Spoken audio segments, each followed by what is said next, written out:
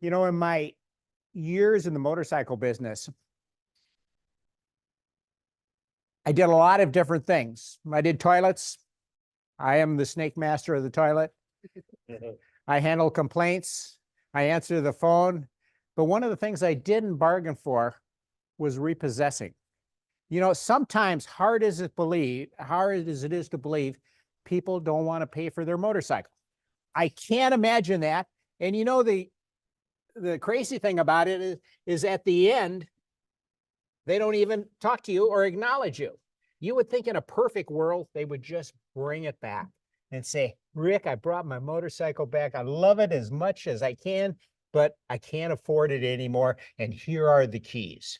Ha! Ha! Boy, is that a story if there ever was.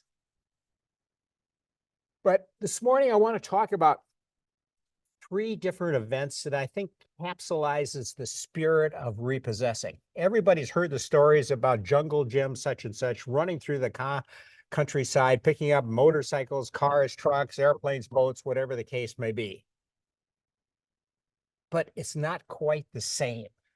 And that was what I experienced. This morning, I will talk about my first repossession, that kind of virgin birth of repossessions. I will talk about a spontaneous kind of thing. I will talk about something that is just a little on the devious side, because sometimes you have to sneak up on people. And then I will summarize with kind of an anecdote that is a little of a follow-up on repossessions.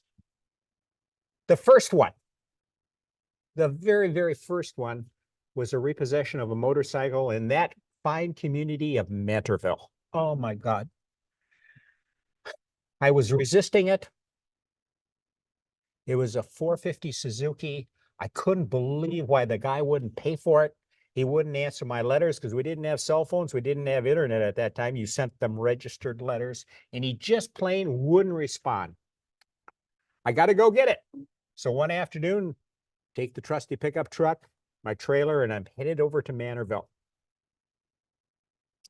Wasn't very excited about this. I was scared because I'd never repossessed anything. I knew that bad things could happen.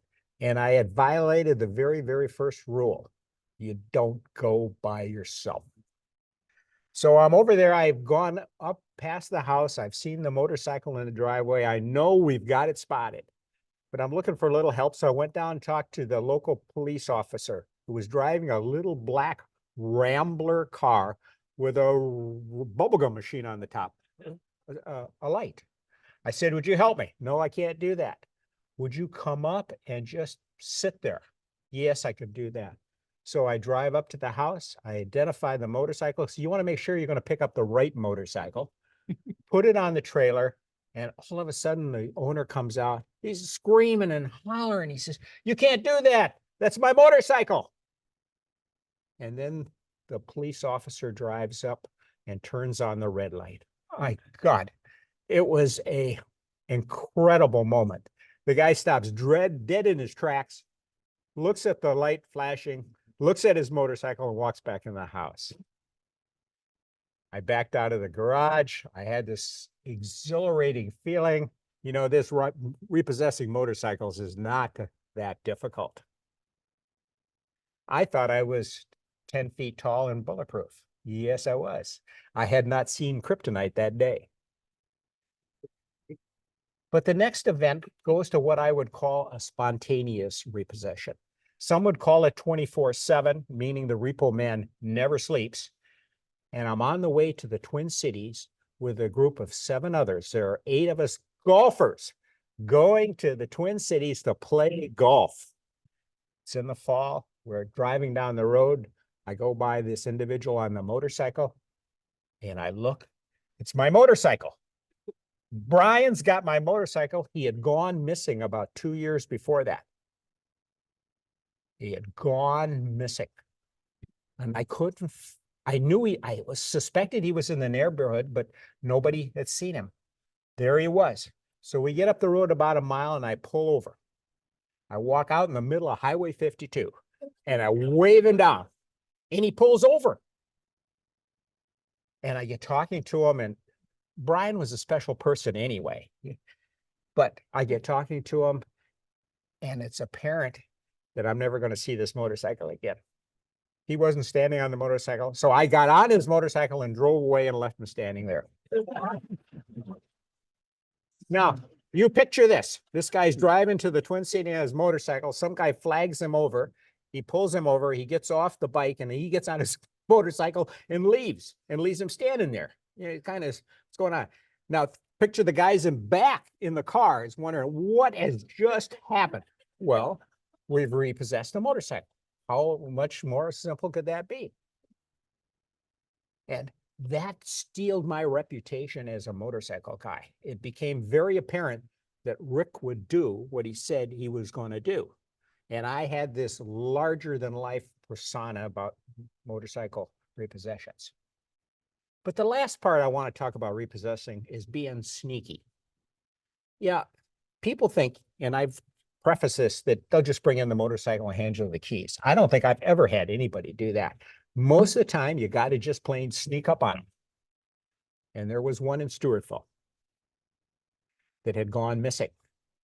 I knew where he lived, hadn't seen the motorcycle, but I would check on it every now and then. I would drive down from Cycle City down to Stewartville and see what I could see. One Saturday afternoon in the fall, I'm driving around the house and I see the back end of a motorcycle kind of peeking out around the corner. Oh, God bless it. I can't tell you the sense I had. But the job is not done because I've got to get this bike down. And this is a guy that I don't think you want to mess around with.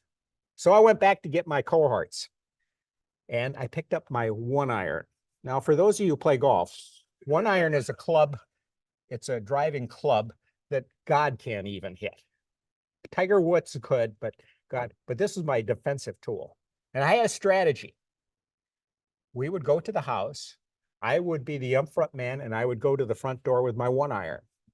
This is truth. I can't make this stuff up. This is truth. And I would pound on the door. And if he came to the door, my friends would sneak around back and get the bike. If he snuck out the back, my friends were there waiting for him to get the bike. So it was a win-win deal. Nobody answered the door. My friends got the bike, and we snuck away into the night. Now, I've talked about repossessing. I've talked about this first experience. I've talked about the spontaneity. I've talked about the sneakiness of it. But you know, not all repossessions go that way. Not all of them do. And I just want to finish with this one kind of anecdote. I had a motorcycle that I had sold that needed to be repossessed, but it had been traded off. It had been traded off to another dealer that I didn't much care for. And when I called him and told him that the bike was mine, he said, "Oh, I'm sorry to hear that. You know, there's no title on that." And it turns out that this is a off-the-road machine that is secured with a legal document called a UCC. And when you take and are in business and you take equipment like this in trade, it is your obligation to see if it's registered with the county or the state. He had not done that, which meant he was on the hook for it. So I took a customer who was not going to pay it, went to a dealer who was going to try to take advantage of me, and I told him, "You need to send me a check for $1,500. So it was not your classical repossession, but I tell you, in the end, that gave me more joy than most all of these combined. Mr. Toastmaster.